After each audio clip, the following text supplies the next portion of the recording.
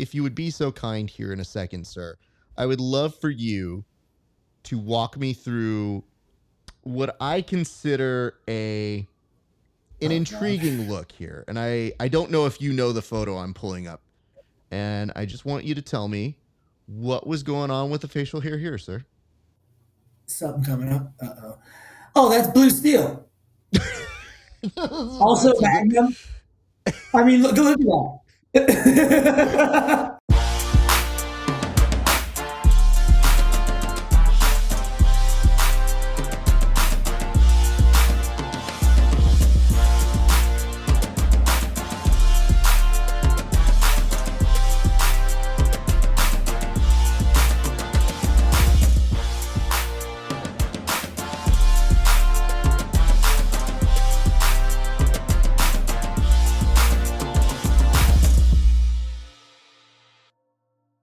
What is up, ladies and gents? It is your friendly neighborhood BJJ podcaster, Raph Esparza, coming to you with another great installment of the Grappling Hour. I hope that you are having a good day and that it will get to a better day or a great day if it wasn't already. Listen, here's the thing. Whenever I say like, hey, I hope you're having a good day, some people, they'll be like, actually, I'm not having a good day. That's the way the internet works. I'm not in charge of that, but I am in charge of giving you a great show. And I believe one thing I do to fulfill that promise is to give you a great guest. We'll get to him in a second here, but here's a preview. We'll talk to Jake in a moment. But before we do, a couple quick reminders. First and foremost, if you like this show, and I hope that you do, we just ask that you go on over to support us over at patreon.com/grappling hour. But Raph, what do I get if I go there? Well, for $5 a month, you can see my interviews 30 days before anybody else. And for a few extra dollars, you can see extra bonus content that's not available anywhere else. That extra bonus content includes tape studies with the athletes that we talk to, extra episodes. We occasionally do some just for you guys. And there's a segment called Roast Raph where people roast my competition footage. And wouldn't you know it, that's the most popular segment. Don't know why, but you sickos seem to enjoy that one the most. And it's usually, we try to pick matches where I at least have one thing that I don't love about it. And, they're usually good at figuring out what the one or two things happen to be. Turns out when somebody scores on you and someone's doing jokes about it with not correcting the technique, literally just saying like, oh, that was bad. Here's how bad it was. Joke.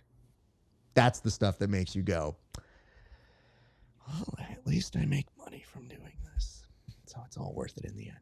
My pain for your dollars. I think it's a fair exchange, don't you?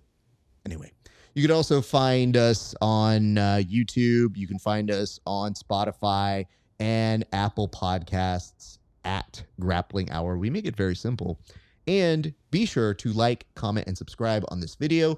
Your help with doing that gives us more engagement. That means more people see it. And listen, Jake does a really good job grappling. So I want him to get more views, more people to see why this guy is a stand-up gentleman. And before we get to him, one last reminder, if it would be so kind, actually two last reminders. One, go find us on our Discord to continue the conversations we have here. And guess what? Look at this. Look at this merch. You can go to rapesparza.com/merch. It's getting cold, people. Some of you live in cold regions and climates, and you get all bitchy about it. But if you have a Grappling Hour hoodie, guaranteed warmness. Like part of the asterisk. You look at it. What does it say? Guaranteed warmness. I've had a lot of athletes go and show out. Chris Wojcik, Paul Ardilla, they wore their hoodies. Both ended up in the top 4 of the PGF. Just saying. Just, if you want to be like them, which is pretty cool, you'd get one. And to their credit, I didn't even tell them to bring it. They just brought it on their own accord.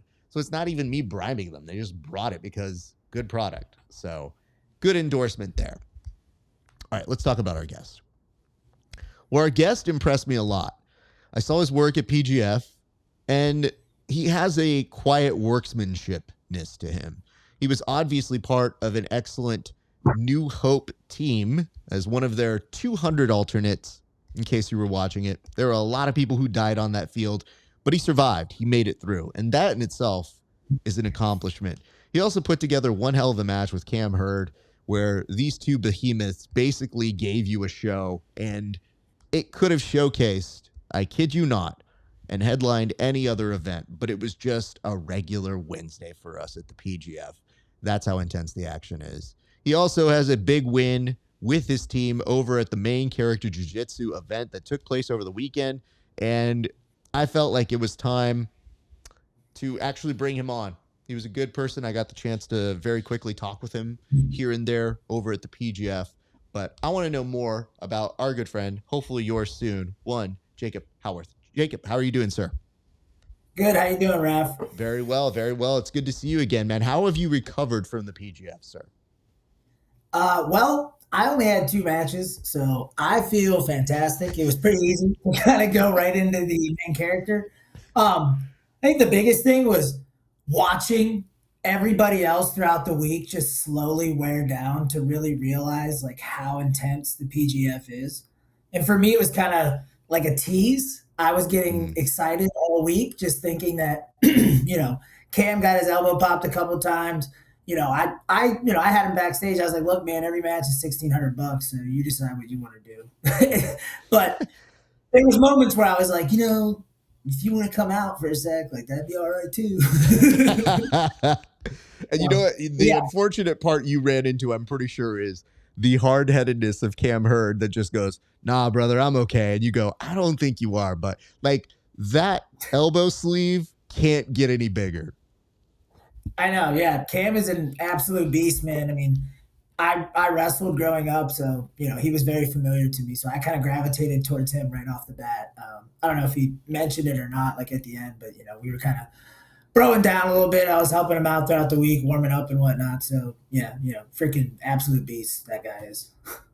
I mean, it was also a testament to you guys because my brain, it doesn't take vacations, but it does need occasional reminders. So when I did see you guys would be paired up with each other, I go, wait, aren't they on this? Oh, right. Everybody's dead.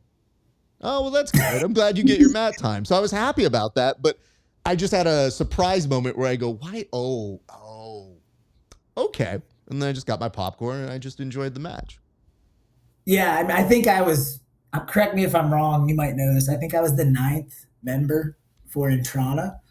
I was just hanging out. One of the show people came back and they were like, are you Jacob? And I was like, yeah. She just had a rash guard. She was like, Elijah is done after his match with Paul. Do you want to replace him? And I was like, yep. I just put it on. I was actually supposed to go against Brad in my second match, but Brad and I trained together so much that backstage we were both like, this is kind of dumb if we travel all the way to Las Vegas to do something that we do every week in the gym. So we basically just told them like, hey, can we just switch? Because me and Cam's a way more fun match anyways. And at that point, I'm like, all right, how do I provide entertainment? Well, all right, Cam wrestled, I wrestled. Let's freaking hit some couches and have some fun. Yes. I mean, I say this as nicely as I can, which is you guys look like an insurance claim waiting to happen. So every time I saw you guys moving, I got very concerned. And I think I've said this a couple times, but Cam's S&C guy is my S&C guy. And he hit me up with something where he goes, hey, brother, how's it all going? Like, are you getting workouts in? I was like, sure am. Yep, definitely am. Isn't Cam doing great? And he goes, right. But how are your workouts going? I was like, sir, listen, I'm trying to look like Cam, but there's a momentary pause on sleep that I had. So I got some workouts done. But then when I saw what was happening to Cam's like elbow and his arm kind of continually throughout the week, he busted me with this. And then all of a sudden the S&C guy goes, hey man, when you get home, so proud of you. These have been great shows. We're going to talk about your nutrition. I was like, Cam's arm seems like it needs a lot of help. I don't think you got time to figure out my nutrition, fam. I think you got to spend that time making good rehab so our man could get back to competition. He's like, I'll see your diet soon. I was like, no.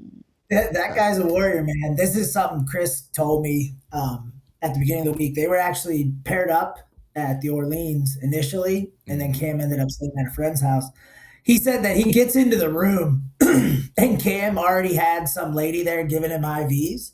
He's like, wait, like Cam's small. He didn't cut weight. Like, why is he getting IVs? And then after the first 2 days, Chris thought back to that moment. He was like, oh, he was preparing for literal hell that he was going to experience that week.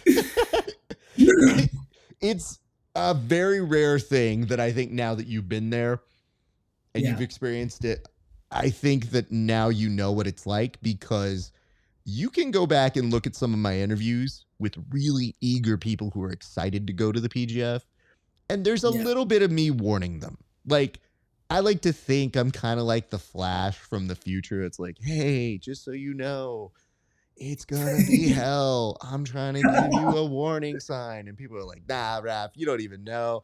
I'm a dog. I do this. And I go, right, no, for sure. But it's like people go to war and don't come back. And without fail, every year, I see a little bit of the flicker leave a couple athletes' eyes.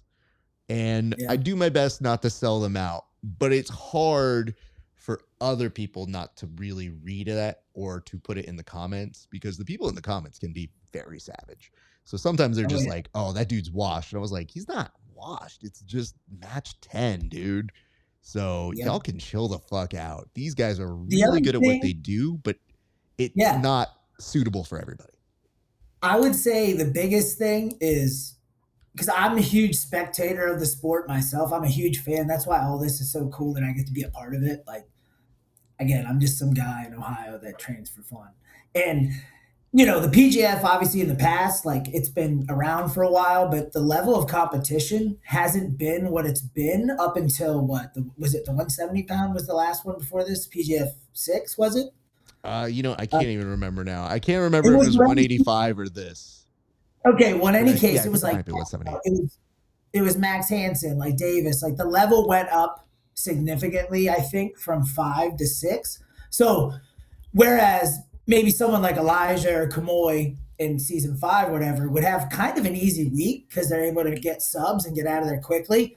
Well, when you have the competition step up as much as it does and everybody's trying to rip submissions, I mean, we saw on day one, Andre Porfirio, I've had a match with that guy. That guy's an absolute animal. Freaking gets his leg broken in one of the first matches.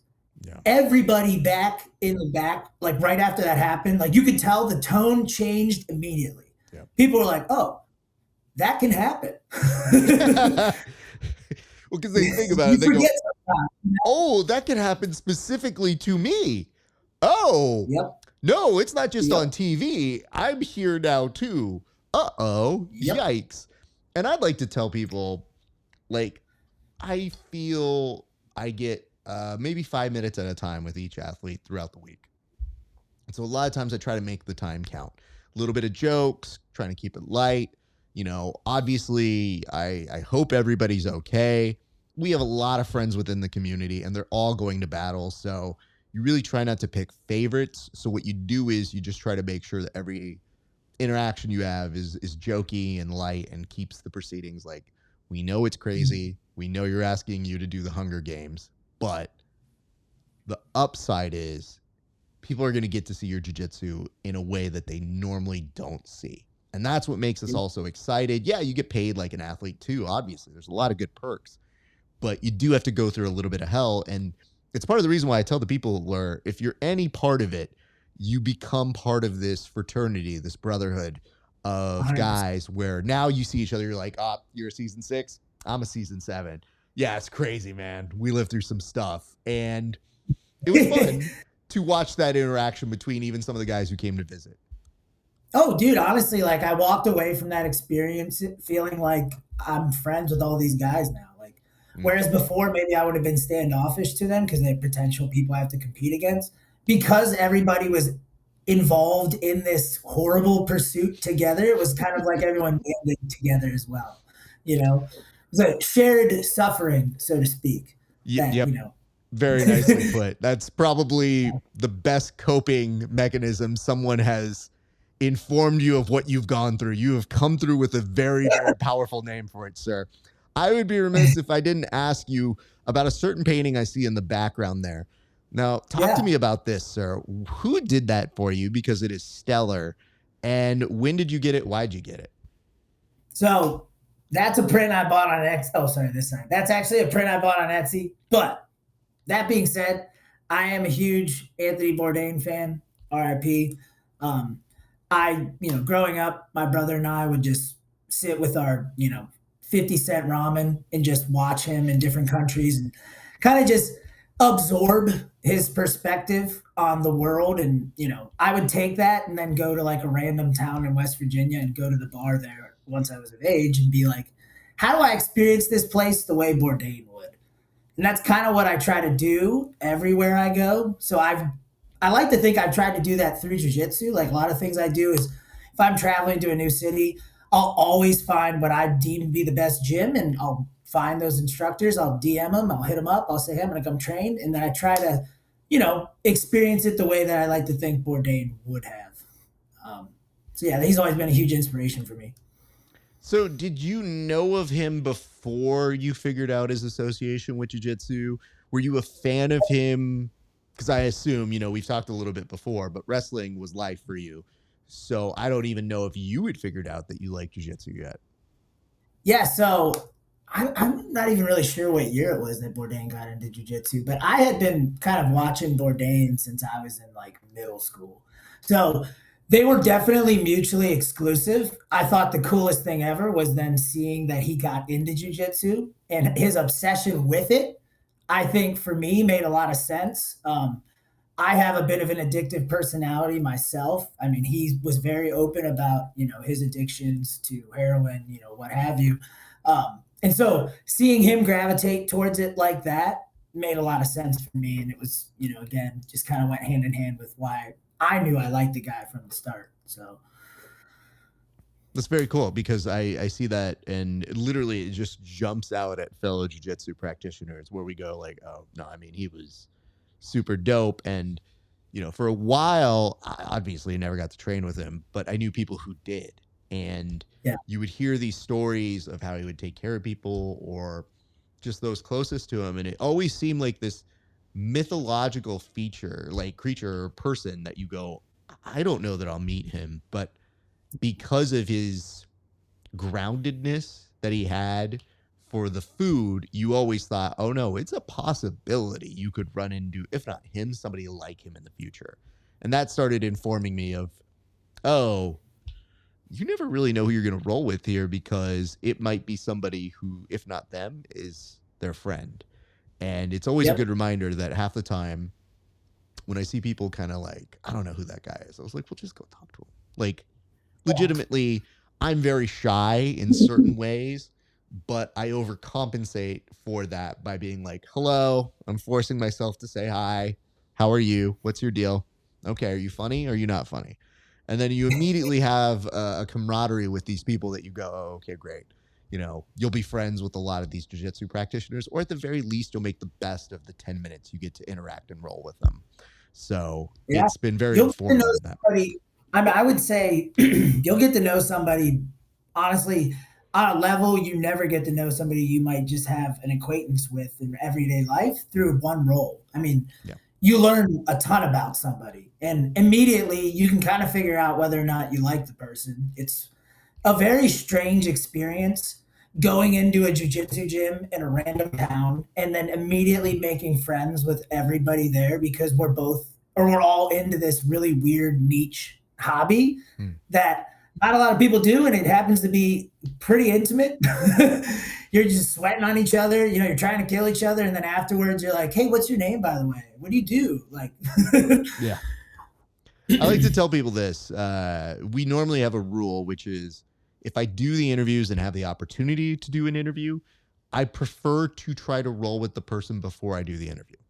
And usually they'll give me a much better interview. They're a little more relaxed because they get to do what they're best at. And for me, it's just like trying to absorb, what is this? What do they do? And what makes them so unique and great? And then all of a sudden, you get somebody like you who I see has a very dynamic style. And I say, we're going to do this one remote. And we're going to do this interview because rolling with you does not seem super fun. And more importantly, I'm definitely not making the mistake of standing up with you because I already saw what you weighed in at. And if you know what you're doing and you know how to impose that weight, it does not seem like a very fun time. I've come a long way since my white belt wrestler days. I like to think I've learned how to roll with pretty much everybody. I play guard, but I will stand up. But I'm trying to become a guard pooler, so I can definitely don't sell me short. We can roll and have a great time, man. None of that was convincing. I hope you know that. Like, everything you just said was 100% me on the other side. I may actually put footage of me listening to that and going, sure. You literally are on tape maybe 10 minutes ago saying like, yeah, me and Cam are going to put each other through this couch. And I go, I believe that guy. I don't know that I believe this other dude wearing the glasses just like me, trying to be relatable. I see it. I understand what's happening here, brother. It's a different, each role you have with each person is a different kind of conversation, right? Like if I'm going with, what's his face? Fedor, right? Like that guy, you know what he's going to do. He's going to pull guard and he's going to keep freaking trying to stick his toes in your eyes repeatedly while he goes for his rubber guard. But you go with someone like Cam and you can have the approach of like, all right, maybe I'll try to pull guard and try to get his legs. But with someone like that in a setting where you're trying to entertain a bunch of rich people in a room, the best bet is to, let's throw each other around. So, it just depends on the person you're going with and kind of how you guys match up and, what that feels like. That's true, but you also have not been roasted by me fully yet. So I understand how these things go. Like you get all the nice host stuff right now. Once you get to know me, it's very, very much, you might get DMs that you're like, I'm going to remember this specifically because everybody loves that guy. But there have been some fighters and some grapplers over the years that I was like, I think this might get me killed, but we'll see. But as long as it's on camera, I'm okay with all things. No, listen, dude, I was very much an appreciator of what you brought, and I thought that you made such great use of your time at the PGF. And to me, it's like you're like, oh yeah, I got 2 matches, and I go, but great, you're still healthy. You made a good impression. You were on the winning team. You know that you liked that experience. And now you also are healthy enough to compete at main character jiu-jitsu. So what I'd like to do right now is, you were telling me at the end of the experience, you're like, man, I can't wait. Main character's coming up next. What did it feel like going from the PGF straight back into the fire where it's kind of another team sort of setting where it's you and your boys coming together and, going to war again? Yeah, man. I think I'll just say like the team-oriented jiu-jitsu events, I think there's a real future for entertainment that will actually reach people outside of jiu-jitsu. Like a great example is my brother. He doesn't really practice jiu-jitsu. He's tried, but he's had way more fun. Like the PGF, he had a lot of fun watching that. The main character, I think everybody watched that, had a blast. There's a different element when you have a team, right? Like it brings you back to like playing football or on a wrestling team. Everybody has incentive to be invested in every match in that matchup. Whereas like these individual matches, they can get kind of boring, like what is the gravity of the situation? It's like, okay, this guy loses, this guy wins. Well, when you're in a team format, every match matters for the overall result. And I think the way that it kind of plays out sometimes can like come down to the wire. Like for us at Main Character, Kamoy messaged me. I won an ADCC Open in Chicago and I like posted a video and he like messaged me. He wanted me to go on his team to face the B team. I'm like, oh shit. I watch B team on YouTube all the time. That sounds super fun. Who's my team? He sends me this list. The list changed a lot since the first time. He sends me this list. I don't recognize anybody. I'm like, oh shit. Can like I bring somebody on the team? He's like, well, who? And immediately I'm like, Brad Schneider, duh. So threw Brad on the team. I knew that was going to be a good pick. And then I tried to convince him to let me add some other people. He was very adamant, like he wanted a particular personality. But in any case, ended up getting Brad, and then we ended up with Dane, who's also a PGF veteran. This guy, Davi Loretto, who's out of Arizona, and then a very last minute replacement, Brady from Odyssey Jiu Jitsu out of Atlanta. And, it came down to it, but we got it done. It was a lot of fun. I mean, that is the thing I appreciate about them is I think he's really trying to infuse it with as much personality as possible. So when you guys get a chance, you guys know to make the most of your TV time. And it's not just win, it's also have a little flair to you guys. And that comes from him. You see when he competes, he carries himself a certain way, and he also knows how to use his mouth a certain way. So it's kind of like he wants you guys to not be carbon copies of him, but take what he does and go either forward with that or make it your own. And that's something I appreciate because, man, listen, I do interviews with everybody. Sometimes they're hard and sometimes they're easy. And sometimes it's me going there being like, I think they're going to confuse their personality from my personality, but Godspeed if we get something entertaining in an hour. I just know that because people aren't always used to it, you just kind of have to say the worst thing you can do is try and fail by showing the personality in the same way it's trying and failing in your match. You just got to put a little bit out there and just try to make somebody excited to watch you again. Because most people can win in certain ways, but how do you make me want to watch you win again? And that's difficult because you think to yourself, like, I did the really hard thing, which was to submit this dude that's really difficult to submit. And they're like, cool, but also, can you be funny? And it's like, well, I'm not funny. And it's like, well, then figure out your thing. If you're not funny, find a way to be entertaining or piss me off or make me feel something. Because at the end of the day, the people you feel something about make you tune in. I think what you just said there is really cool because I traditionally had done, I've been grappling since 2018, like jiu-jitsu at least. And I've done IBJJFs. So, obviously very points oriented, not fun usually. It's kind of boring to watch. But one thing I realized recently, I think, that I bring to the table that is a little unique, obviously not too unique because there's lots of wrestlers in jiu-jitsu. I can really frustrate people when they grapple with me. I've had multiple occasions where people have thrown punches on me, people have intensely headbutted me, where I just remain unfazed, and then usually I get them back within the context of the rules. I had an event at the ADCC Open. I went in the open division against this guy who, long story short, has been a problem at other tournaments. And in any case, Kevin Sherrill comes over right before the match, and he just like stands there with this little smirk on his face, and he's like, ooh, this is going to be a fun match to watch. I was like, I don't know why.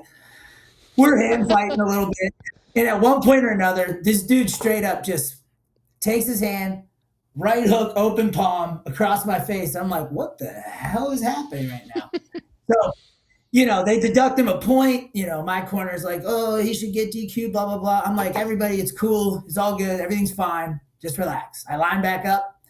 We tie up again. He goes to double leg me. I'm right back facing the table. I just hit him with an over-under throw right into the table, knocks over the camera, knocks over the table, and then just walk back to the center. Like, don't do that stuff, because I'm going to get you back in the context of the rules. Just going to remind everybody about what I said about 10 minutes ago about rolling with this man. I'm not trying to end up through a table. Oh, no. I'm sure he deserved it, too. I get it. Every victim deserves what they got. I just know. I thought you were a wrestling guy, man. I thought you liked him.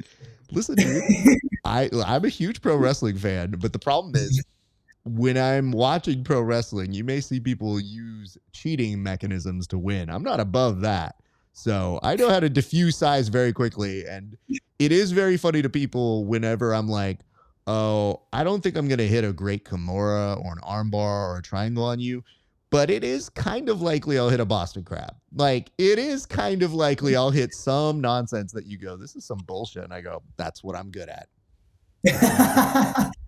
I love that. So talk to me about the experience of main character jiu-jitsu. Like we talked about the element of being a character or being a heightened version of yourself. But at the end of the day, it's also you getting out there and competing. What did that experience feel like for you?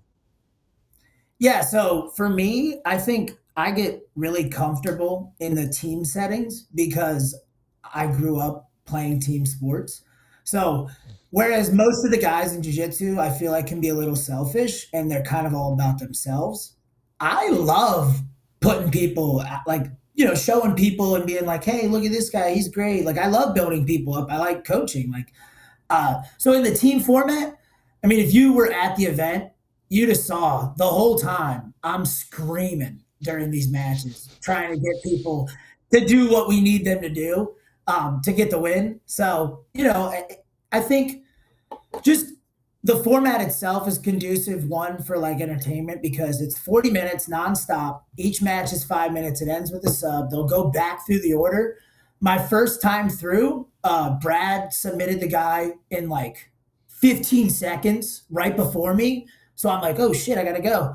I go out there, hit a takedown right off the bat, and Musab had a pretty good attack on my arm, followed by like a leg lock attempt, and then basically the rest of the match was me passing his guard, going to front headlock, and I attacked a couple of chokes, but I'm still working on my guillotine. It's not that good. So failed to kind of get a finish, but within like the last 15 seconds of the match, he's just sitting in turtle. And I'm like, all right, what can I do right now to like at least kind of be exciting? And my professor, Vitor Oliveira, shout out, he does this thing where he'll stand on people's back like a gargoyle.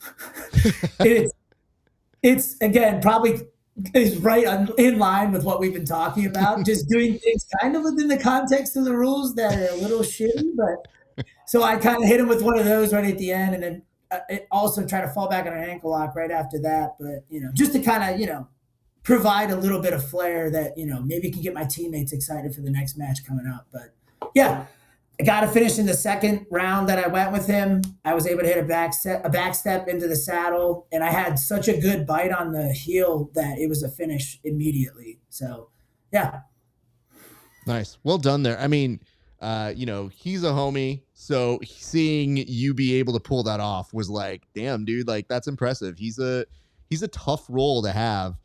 But I also laugh because, when I watch people go to work and do this, it's like, dude, y'all literally went. And then in that moment, you guys have a post interview. Everybody's getting there. There's like a photo op that happens. What did all of that feel like? Because I felt like probably for your perspective, it felt like you were getting a flashback to the previous week where you go, wait, what's going on now? Now we're winning. Like, I think that stuff happens all as a whirlwind. Yeah. It's really one of those things where your adrenaline's going so much that you don't even really have time to think about it from like a third party perspective. You're just experiencing it in the moment. But it's a lot more fun than winning an IBJJF. I can tell you that. I mean, they're just like, yeah, go get your medal that you paid $300 for plus travel. All right, good luck getting it through airport security. It's fun, man. It makes me feel like I'm an actual athlete. You're getting interviewed, you're getting pictures taken. I think what Kamoy is doing, I mean, he's only had a few of these events, and he was already saying, he was like, I don't know if I want to do another one. This was so stressful. I mean, that's part of the game of being a promoter, but I think he's done a way better job than half of the other promotions that are out there in becoming relevant quickly. I mean, it was so much fun, man. Have you gone to this before? I mean, it's literally we pulled up to what would be a rodeo, right? And it's like you go in, it's set up like an old Western town, and there's a dirt pit in the center, and then you go into like the back where they have this like warehouse. That's where the event is. They have like pyrotechnics. They got this big screen that says like the main character 5. Like, I mean, it's a whole production. Like, he's doing a really good job, honestly. Well, yeah. I do love hearing that, and I did laugh because I saw Dane Leak went from having his moment with y'all and kind of being like an MVP, and then all of a sudden I see him saying on his Instagram stories is like, "Oh, I'm taking a match against Max Hansen." I go, "Huh? Like, bro, you're done. Like, You're good for the night, right? And instead, he goes to do that. Shortly after that match, he's like, didn't go great, but, hey, it was a ball. It was great. He's in his car, and it's dimly lit. And I sent a text, and I didn't get a response back. But I sent him a text. I was like, bro, it looks like you're about to be pulled over by the police. Like, it's super low light, and him being like, man, it was so great. Man, it was so, and I kept thinking like, bro, just don't drive and do that, because now I think you're about to be pulled over. Like, it's that kind of low lighting. Yeah. I was laughing because I go, what a great experience though. Cause like, I know he was also an alternate for one of the years, I think the previous year for PGF, and he kind of had a moment or two to shine the previous season. So I was like, it's kind of cool that you guys had a handful of alums on that main character team. Yeah, we were, 3/5 team PGF. It was me, Brad, and Dane. Yeah. PGF alternates, by the way. Brad was an alternate. Someone came out. He ended up stepping up and actually contributing a lot to the team. So, yeah, I guess to your point earlier, like, it's not overlooked to be an alternate for the PGF. As much as I wish I could have been on the main roster. Well, let's put it this way. If it comes around again, you trying to get on that roster the next time? Hell yeah. I was talking to Brandon after, and he's like, you think you can make 175? I'm like, it's my horrible Brandon McCaffrey impression. I was like, absolutely not. But 185, 205, absolute, sign me up. I'm there. The absolute season, you already know they're going to need like 70 alternates because people are going to go down. So, yeah, I let him know, keep me in mind, man. Like, I'm going to keep doing my thing and just keep, trying to put on performances and entertain some people. Good on you. Let me just give you a little hint on the BMAC impression. The real secret to it is you're almost doing a Bill Clinton impression when you're doing it, because there's a syrupy southernness to it. And what he does so great, especially when he's previewing things and he doesn't want to say something too controversial, he just goes, I don't know. A lot of people are saying right now that this might be the best season of the PGF, and I just want to say, I love y'all. And then you look at him and you go, I don't know what he just said, but he made me feel really good. So, yeah, he's the best commissioner there could be. That was honest. You've done that many times before. There's no way that was right. I have a gift for impressions, sir. So they occasionally find their way on the show. And the best way I know it's a good impression is I've done it to BMAC, and he's just kind of stone-faced me, like a good, positive reaction, but he didn't go over to be like, wow, that's a good impression. I'm just like, that means we're firing with all cylinders here. So on occasion it gets brought out, especially when I feel like he's doing something, because we've done drafts and all this sort of stuff. If I ever feel he's doing something that's a little too at my expense, I have it in my back pocket, no, I'll bring this one out if I need to, sir. But Brandon, BMAC's always been a sweetheart to us. Also, still hold the record. We were his first interview. So take that, America. You're welcome. Hell yeah. We have a long history of knowing talent when we see it, including this guy. So let's go to this, man. We talked about, your kind of journey from the past couple weekends, but why don't we take it back further? It's your first time on the show. So why don't we get to know where grappling started for you? It obviously started with wrestling. So tell us about your very first experiences in the wrestling room. Do you remember them, and how did that come to fruition? Yeah, so I'm from Appalachia, so the Ohio Valley. It's in this thin, think all the way east Ohio. There's a thin sliver of West Virginia that kind of all three states touch: Ohio, West Virginia, and Pennsylvania. It's the Rust Belt. So very blue collar area of America. And football's huge there. So I played football as soon as I, was able to. And my older brother basically told me that I needed to toughen up in, the nicest way possible to say that. So he forced me to join the wrestling team in 6th grade. And I was pretty decent. I had a lot of pent up anger as a child. So, it was pretty easy for me to just go out and just try to beat people up.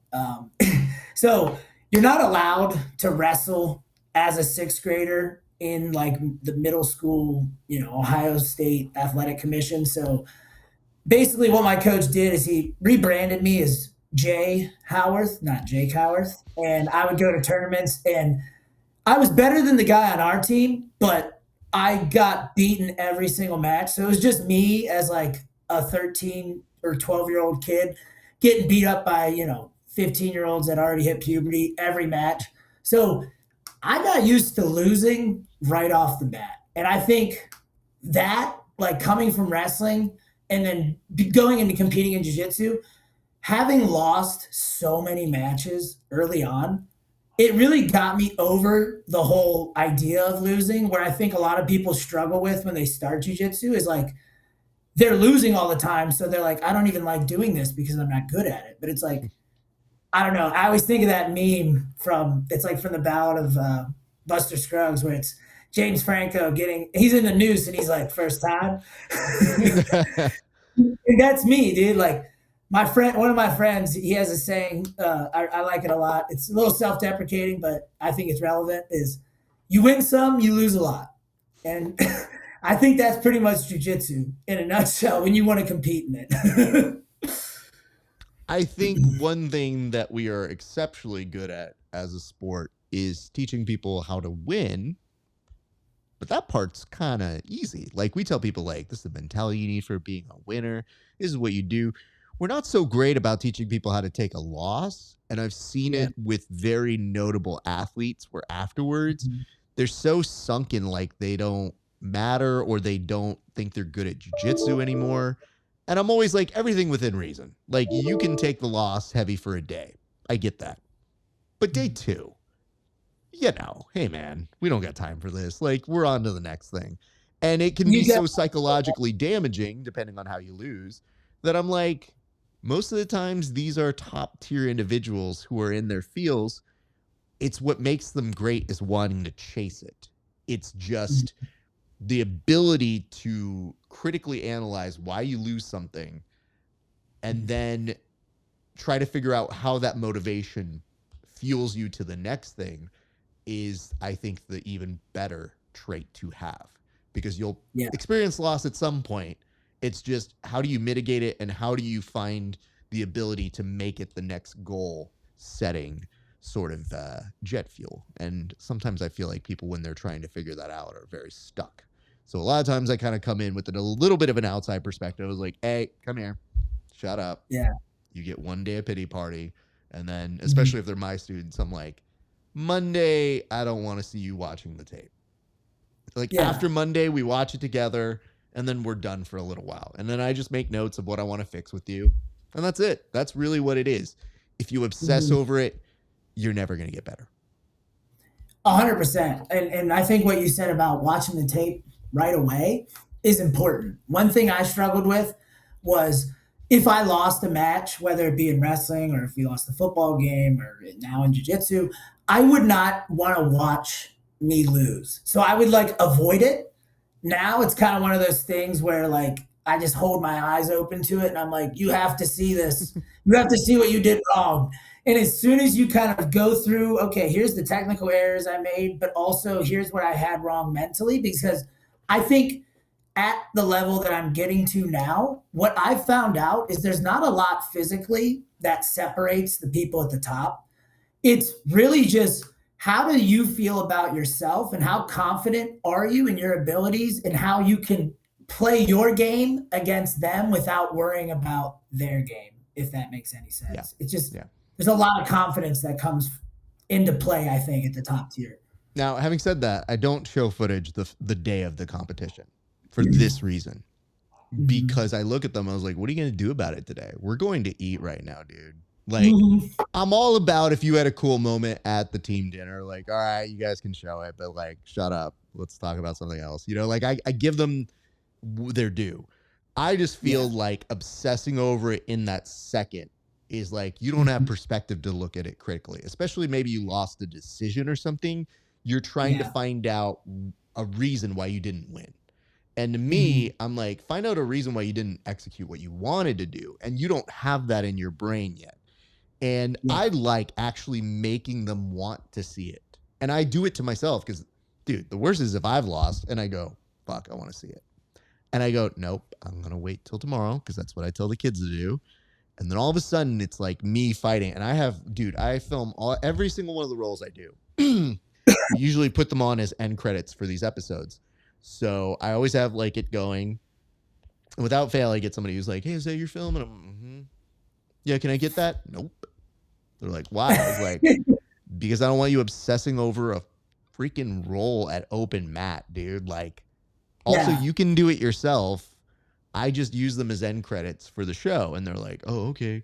And I go, but if you take a private with me, I'll let you see it. Like, it's a little different story. It's like, hey, listen, this is my footage. I can do whatever I want with it. But always the sales. Hey, man, listen. You gotta have multi-funnel streams bringing in different avenues of revenue for this beast that is jiu-jitsu.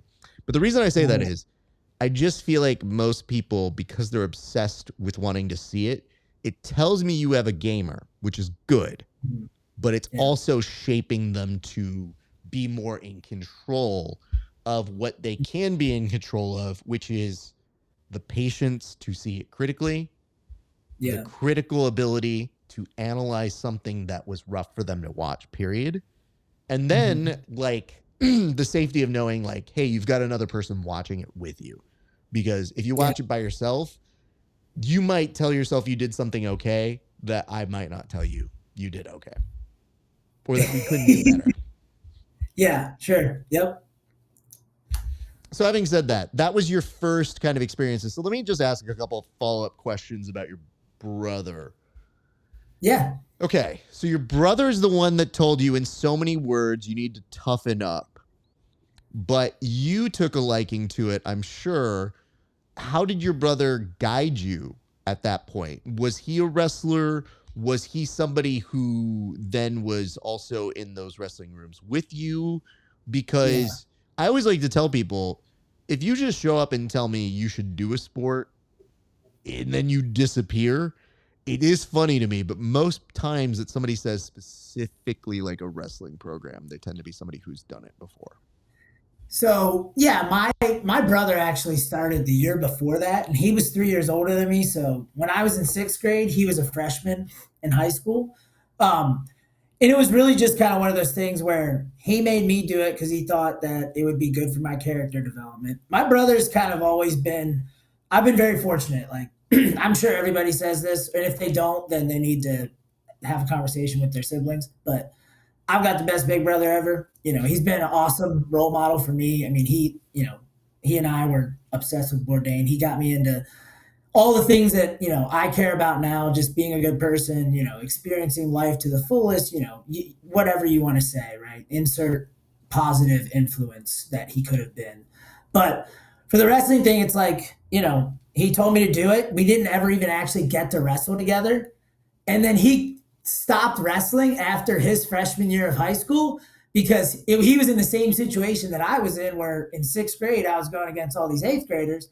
Well, he was a freshman at the 135 pound weight class or whatever, where at the time, a lot of the 135 pounders that were seniors were guys who started at like the 106 pound weight classes. So he was just going against grown men every match and getting his ass kicked. He actually ended up quitting, and I stuck with it, but I'm still grateful that, he set me on this path nonetheless. That's amazing. What has he said about your career in wrestling? Did he stay with watching you, or was he still like a presence? Because he might not be doing it, but clearly you took to it. Yeah, man. I mean, he keeps up with everything I do today. I mean, he actually lives in San Francisco, so we don't get to see each other too much, but, we talk on the phone every day, and, I like to think he's my biggest fan. And like what I'm doing with jiu-jitsu, he thinks is really cool. I mean, it gets back to find something you enjoy doing and that you can pursue that actually gives you some sort of fulfillment. And the nice thing about jiu-jitsu is that it fulfills, one, you don't have to go work out outside of jiu-jitsu if you don't want to. You should if you want to get better, right? But you don't have to. You have a community. It helps you be able to deal with some of the mental stresses of life.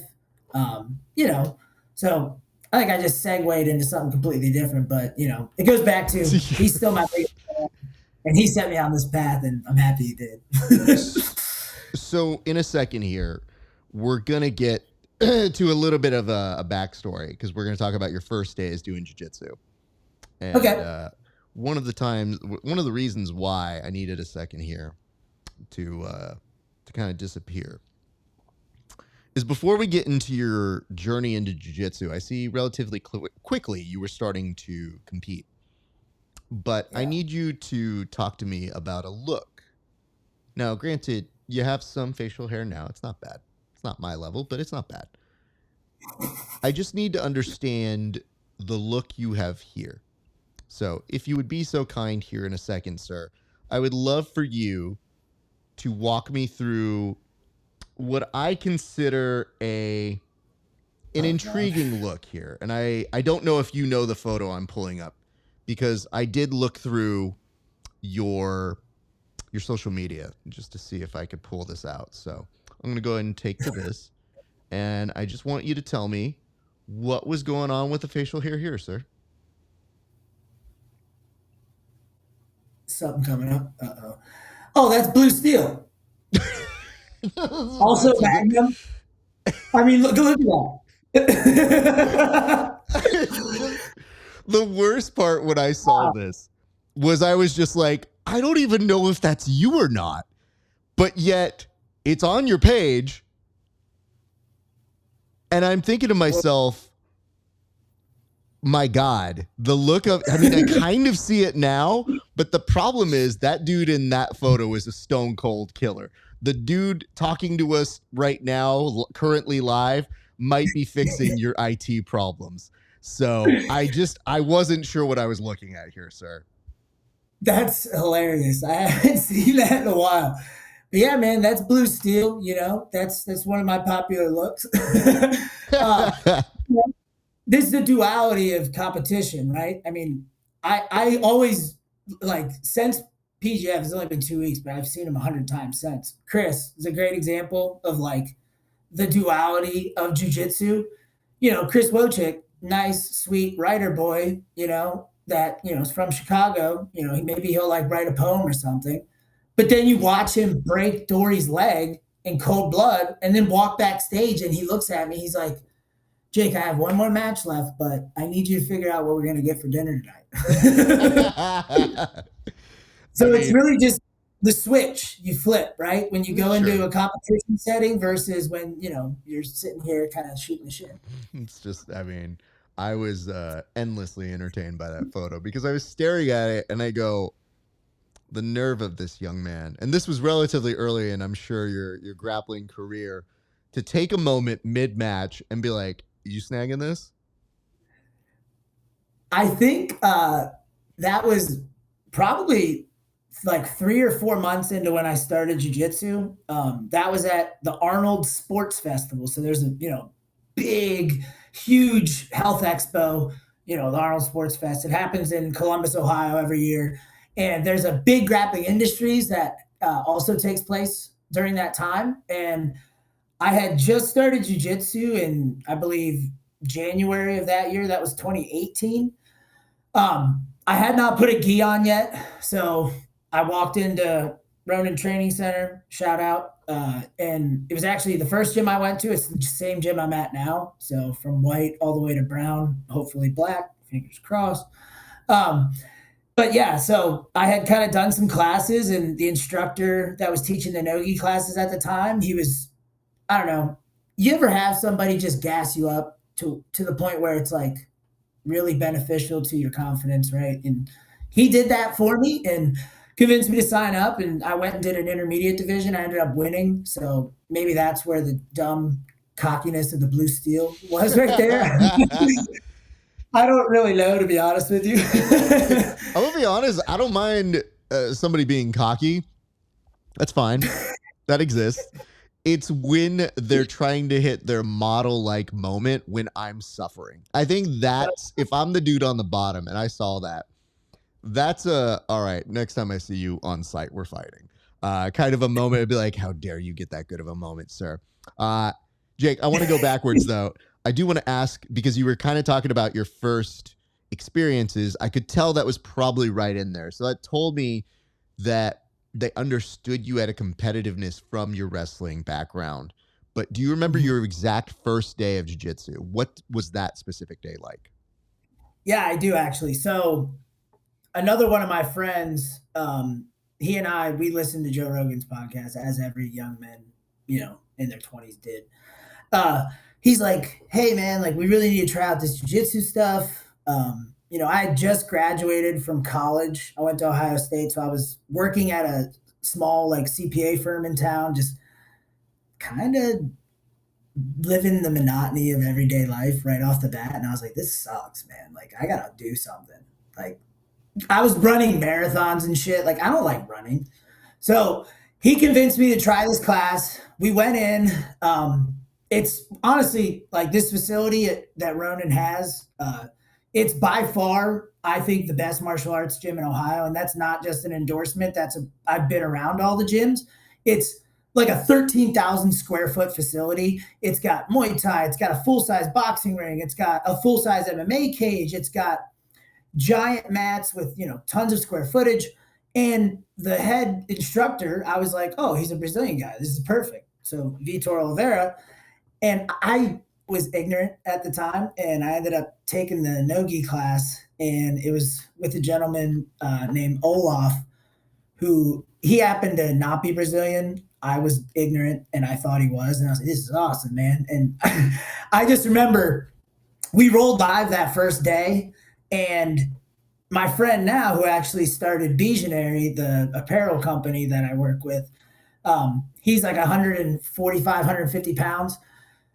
I tried to double leg him repeatedly, and I believe he may have standing guillotine choked me probably like 6 or 7 times in 5 minutes. And I just remember going home and my trachea was bruised and my ego was shattered. I probably sat down in the shower that night. I certainly didn't have a nice evening with my girlfriend at the time after. And I just couldn't help thinking, I gotta get this freaking guy.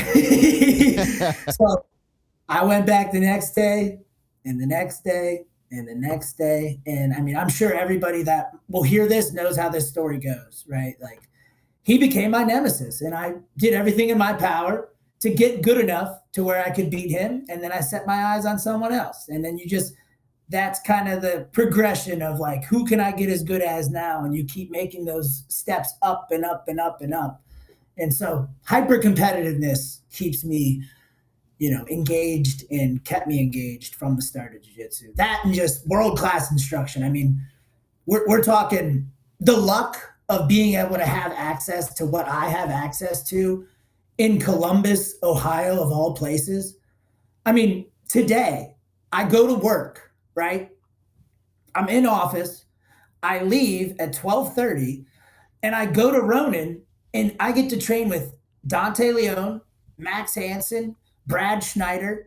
Occasionally there'll be like a random Chris Wojcik type character there. And it's ran by Vitor Oliveira, who's a freaking drill sergeant when he wants to be. So, I mean, it's the coolest thing ever, man. I mean, how could you not want to be a part of it, I want to remind everybody of the earlier part of the show where I said I would not roll with him when he was like, oh, I just keep finding new nemesis.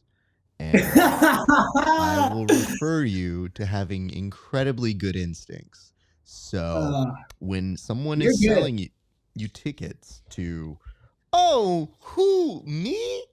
Oh, brother, I can change my role type to anything. I do not think that is true. Nonetheless, I ask you a formative question that we ask everybody on the show, which is, clearly you were drawn in by the competitive nature of the sport. It's physical. It's similar to what you were used to doing in the wrestling room, I'm sure. But there comes a point where you do this as more than just a hobby. So where was the moment that you actually fell in love with jiu-jitsu that you said, I kind of like this more than just going up and being a little competitive with people? I'm actually buying into this. Like, this is something I want to pursue as more than just that hobby. Yeah. So yeah, for a while we had a kind of a group of people at Ronin that was going to tournaments and competing pretty regularly. Um, so I think towards the latter half of 2018, so pretty early on, we were blessed enough to have Jake McKenzie come be a full-time instructor at our gym.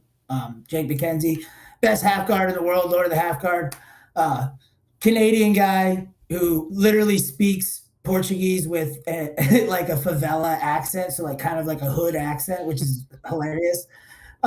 Also, best storyteller of all time. So I had guys like that. I had Vitor and I had Italo Lins, popularizer of the lens lock. So those corkscrew foot locks that you see, well, that's Italo Lins, the lens lock. Everyone always says it's something else, but that's how I know it.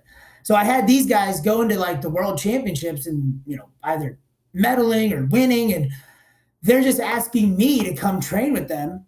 And at the time, I'm like, I'm just like an accountant, dude. Like, you sure? And they're like, you're great, man. Like, you're a great training partner for me. So, I had that. And then I think in 2021, I medaled at Nogi Worlds as a purple belt. And from that point on, I kind of just figured like, oh shit, like I think there's something here that if I just keep working at it, like I could probably have some success. So, just the biggest thing for me is when you get noticed by the people you look up to, that gives you a lot of confidence. Like, a great example, I'm sure you've talked to people on here before. If you talk to Max, like one of the things he always says is like having someone like Dante around, he'll just send a text. I mean, we have a group chat. All it says is training tomorrow, 1 p.m. And it's like, that's all you need to hear. And you're like, okay, yeah, I'm there, of course. So, just having those guys that you look up to actually want to train with you, for me, that was kind of what took me to the next step of being like, oh shit, like I can hang with these guys. Like I can compete on like a high level. Let's do it. So, yeah. That's awesome to hear. And yes, Max has come on the show before, and he definitely mentioned something very similar in terms of the way the text kind of gets brought in. And specifically, I was asking him what it was like to train during the pandemic, and he was just like, hey, listen, when you got those texts, that like kept you alive. Like that made sure that you had goals, you had things as an athlete that you wanted to keep doing. So I could see that from him now. And also getting to know Max a little bit better over the years has been very like, oh, I see. He's crazy like the rest of us. Oh, okay. That makes sense. Like he has that same addiction to this. And that for him, the fulfillment is when he goes out there and competes, he can really put on a show. Like he's a fantastic person to watch compete, which is part of the reason why when when Dane Leake was like, I'm taking a match with Max Henson, I was like, bro, I would have walked off to the sunset. I would have been like, let's set that up for a different day. I'm about that life, but hey, I got this trophy. It's all good. See you guys later. So the hot take on that is we had already started drinking after that. I think maybe me or Brad bought Dane a margarita. And so Dane had already had a marg. He was one marg deep. I don't know if he's okay with me saying that, but he was. And so he had a margarita, and Max goes out for his match against Shane, and right off the bat he hits this knee tap because Max he's in Ohio now, so he's got to learn how to wrestle. So Max has been getting really good at wrestling. Hits this knee tap. Shane's knee completely freaking. I don't know what happened, but something tore. It's not good. So 10 seconds a match, Max gets his hand raised. He's like, well, that sucks. Like, I still want to compete. Like, I haven't gotten this adrenaline out of my system. Like, I got to do something. So Kamoy sends a text in the group chat. And he's like, does anybody want to fight Max? And all of a sudden you see Dane like finish his margarita. And he's like, I'll do it. And so everybody was like, hell yeah, let's go, Dane. And then, he went out there and fought him. And that was really cool of him, man. And I think that's a testament to how cool Main Character is, that It's a professional show, but it's also a show. It's entertainment, and we wanted to be entertained. And Dane was like, "Screw it, I'm going in." So that was just really cool. I'm I so just, happy. like I said, I laugh profusely because I was just thinking of like the other side of it. Obviously, is maybe you don't get that match, so you take your shot as you do it. But I was doing the logistics, and then I was trying to figure out when they said, "Oh, well, he shattered his knee, and we hope him a speedy recovery." And I thought, this isn't a tournament, so how's Dane going in there? So I was confused at first when I was reading it. Then I watch it and I go, oh, so that's what happened there. Oh, Yep. okay. But like, it's so weird when you read it out of context and you watch the playback later, because when you read just the stories, you go, how and why? And then even when I saw it happening still, I was like, I am generally still kind of confused, but I get the gist of what did take place. But it isn't often that you see someone go, all right, this dude's knee's shattered. Show's got to go on. Crowd, tack it. I know your back hurts, but come on out here. Like, it feels like a Price is Right moment. It was like, you here? Come on down. Like, your seat number 49. PGF all over again. It's PGF all over again, dude. It's, well, freaking pulling Kevin Sherrill out of the crowd, dude. It's part of his plan the whole time. So a little bit of 50-50 there, because I definitely, when we were looking to bring on a new third, I was like, we really should bring him in case it gets down to it. And then it started getting down to it. And I went up to a couple of their guys and I go, what is my cut? And they're like, what do you mean? I was like, well, he is on loan to you from my island, and I am the overseer of that. So what do I get? It's like a finder's fee, really. And yeah. They legitimately did this. They go, are you serious? And I was like, I'm serious if you have money. Yes. And they were just like, I looked at Kevin and he's like, it was all part of my plan. I was like, I'll do you one better. It was part of my plan. Take that. So he and I had dueling narratives on that. But I can tell you this. I find like for athletes, a lot of the times they want their shot and they feel like they want to see where they are with competition. I can't ever deny that part for people. Getting a match with Max is a premium. Like, that's a really cool thing to have right now. So I could see it. I just liked giving people shit where I was like, I'm going to be real. I wouldn't have done it that day. I would have been like, main character 6. See you guys back here in a few months. Fueled by margaritas, man. Hey, man. You know what the worst part is? The only part of the story that I think Dane might be mad at you for informing is that it made it seem like it was one margarita that did him in. Like, oh, if I didn't have that margarita, I was 5 margaritas deep. What are you talking about? Like, it was just like, no, the damage was done. It was just one margarita. I'm like, oh, the lightweight over here can't handle his margaritas. That's the salacious part of the interview. It's a good excuse both ways. It's why he did it, and it's why he lost maybe too. I don't know. To be real honest, I'm like, you give me one margarita, I'd probably do better than I should have done. So I think that probably loosens me up, and I'm like, all right, now I just don't really care. Send it. Send it indeed. But nonetheless, I wanted to ask a couple things. I did notice that you did just recently get engaged, sir. You did the full out, like on the beach sort of a thing. How did that go through? And, it looks like those things always take a bit of planning. I proposed my wife in Coronado on a beach, but I kept it very simple. You look like you had the whole family out there. So how'd you pull that off? Man, I am not a good planner. That is why I am with her. She's a project manager, so it's in her freaking, her soul to be able to plan shit. I mean, even she came with me to Austin, and there were so many things that stressed her out because I'm like, what do you mean? We'll figure out where we're going to eat. Like, what do you mean? We'll figure out what we'll do Saturday night. Like, she is the supreme planner, and I am nothing without her in that context. But it was serendipitous, really. Like, we had kind of already known we wanted to get married. It was really a matter of like, when can I get, enough money to pay for a freaking engagement ring, especially with some of the tastes that these women have these days, man. Oh my goodness. So once I had enough money for it, we had kind of already, I don't want to say taking the fun out of it, but I took her one day and I was like, well, what kind of rings do you like? So I got an idea for it, had it made, put together, and then I just sat on it for a while. I was just kind of waiting for the right opportunity. And then this was back in May.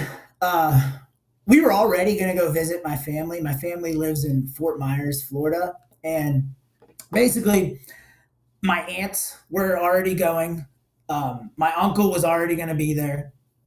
A lot of people were already going to be there. So all I did was I just went over to her parents' house and I did the whole, hello, sir, can I marry your daughter thing? And, he said, yeah, thank goodness. But I told them, I was like, why don't you and like her sister and her sister's husband, why don't you guys just fly down for the weekend and we surprise her?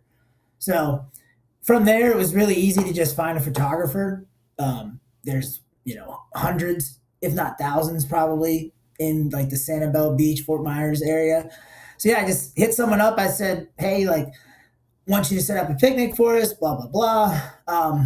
And then, yeah, it worked out really nicely. Everyone was already there. There wasn't that much logistics I had to plan. We just had to have them turn off their location services. So she wasn't going to be able to find that they were in Florida instead of Ohio. So serendipitous, not too much planning on my part. Well, congratulations. The photos look great. So big things I know will come for you guys. And when are you looking to get married? August of next year. We, as you may have guessed, because I've mentioned that she's good at planning, we are already planned and ready to go. The nice part is you can hand that back to her after you do that one. You could always be like, oh, you're in charge of this now. I did the thing. You get to do the rest of it. Yeah, it's nice. It's nice that I got one of those out of the way. One good planned trip. Hey, listen, I just remembered the minute after I proposed to my wife, she did this thing where she goes, oh my God, yes. Okay, we have to do this. We have to go and we have to start doing this and we need to check this. And I go, can we have like dinner first or like a lunch? Because, we're here and it's pretty. And she's just going, I know, but like, I want to see if this venue's available. I'm thinking like in a year, that's what we're going to do. And I go, oh, there's no talking her down now. Nope. This is her world and I'm a participant in this. Okay. Sounds good. So we definitely had a moment like that. Well, sir, I want to put a pin on this. Obviously you've had some great moments within the past week, but I know that a lot of that is built upon a lot of the wrestling background that you bring. And I was just very impressed with the way that you carried yourself. I mean, I know there's a lot of external things that were going on all over the place at the PGF, but I thought that you had a very good presence. And then afterwards getting to talk to you, I was like, you know what, man, I could see why you're training with who you're training with. And, we're probably just more aware of the things that you do. But it's funny because you could see the stuff that you're doing from afar and you can keep note of like ADCC opens and that sort of stuff. But I always like to try and see it in person because then you can actually talk to somebody and get a certain vibe on how they are. But you had a very great demeanor. It was cool to see you afterwards with Wojcik and whatnot and kind of catch up after that. But, already off to a good start. What I would like to do right now, sir, is I'm going to put the camera on you and feel free to go and shout out any of your team, anybody you want to just give a nice thanks to, including your sponsors. But the camera is now on you, sir. Yeah, so shout out Ronin Training Center, best gym in Ohio, honestly. If you want to train martial arts and you're in Central Ohio, Ronin Training Center is the place to be. And also shout out to my sponsor, Visionary. I think there's not like a main player in jiu-jitsu apparel, so it's kind of a crapshoot. If you go on their website and you look at their products, you'll see that there's actually good art design. Things are thoughtful. they kind of go about things in the release pattern, the way that like, Show Your Roll or some of those guys are doing things. So if you want really cool BJJ gear or just really cool apparel for that matter, bjonary.com. Yeah, and obviously, as we just spoke about, shout out to my fiance Megan and my 2 dogs. What kind of dogs do you have? Corgis. Corgis. Oh, so 2 corgis. Why 2 corgis? Cowboy and Bebop. Those are my babies. Wow. Okay. You know what? I see it now. The nerdiness, when it really manifests, it is very heavy here. Dude, you saw me rolling around with freaking Chris and Brad the whole week. What'd you think? You think I'm just like this freaking Neanderthal? No. Well, I saw your match with Cam, so it was a good odds-on favorite. I mean, obviously, Wojcik hangs with interesting people, but you have to forget sometimes he has a goon brain too. He just disguises it better than most people by like being able to write about it. Mm-hmm. But he's also the sociopath that's calling me out to no time limit matches after going through a hell week and being like, oh, well, I'm just barely put together with this tape and it hurts, but I love it. It's been a great week. I can barely blink, but it's good. It's good. I can't wait to write about it. And I go, great. Well, I hope to see you at that seminar. Why would you host it that day? It's a dumb thing to do it the next day. Oh, we should do a match. Dude, didn't you have enough matches with top tier candidates for like jiu-jitsu legendness, and you want one with a host? Okay. I see what's happening. It's because you didn't score me enough points on my fantasy team, right? I get that. That's what's going on. You want to show me how it's done and try and get an easy win. Well, you know what? You're going to have to settle for a break because you're not going to get a choke, sir. So take that. Nonetheless. No, Chris is good people, and I'm glad, seeing you guys walk around made it pretty easy. I'm going to go ahead and clean this up. You and I have a little bit of work to do off air, but I will tell you this, sir. Jake, I will roll with you. I just want you to know you have to come to LA because there's no way I'm going to Ohio, dude. Like, 2 things happen if I go to Ohio. 1, I made a mistake. 2, someone paid for me to go there and I have to do work. Those are the 2 reasons I go to Ohio. Fair enough. What's the gym in LA? So there's a few different places. You could go to the place where Chris went and my car battery died, so I caught him for sushi afterwards. A place called New Ground, but I teach at a place called Milton Arguello's Mixed Martial Arts Academy. I can open that up anytime. So you're more than welcome to come through whenever you're in LA, sir. I got you, bro. I'm there. Beautiful. All right, sir. Well, thank you again for your time. Great work for the past couple weeks, and I'm sure we will be seeing more out of you. I'll talk to you off air in a second, sir. Thanks, sir. Appreciate you. All right, you guys. We appreciate you guys. Let me just give you a couple quick reminders. First and foremost, like, comment, and subscribe. If you don't know what you want to comment on, tell me when you knew you had your first jiu-jitsu nemesis. Okay? Because we're at a place now where we're finding some of these athletes, won't name names, who basically become jiu-jitsu heads because they saw somebody and said, that's my nemesis. It's a sickness. Happens to a lot of people. But I'd like to know, when did you know you had your first jiu-jitsu nemesis? You can put that in the comments section. Additionally, you can like, comment, and subscribe. You can also find us at Apple Podcasts, Spotify, YouTube. Subscribe to us at Grappling Hour on all of those different little areas. You can also get some merch. Check this out, Grappling Hour at rafaesparza.com/merch. Get you a hoodie, get you a t-shirt. If you get them both, there is a discount. So I'm saying merge that. It's a good gift to give this holiday season. Last couple reminders, check us out, patreon.com/grappling hour. $5 a month. You see these interviews 30 days before anybody else. And for a few extra bucks, you support the show for extra bonus content not available anywhere else. And check out our Discord to continue the conversations that we have here on the show. Ladies and gents, that's going to do it for us here at the show. It has been a great day for grappling. We'll see you back on the mats.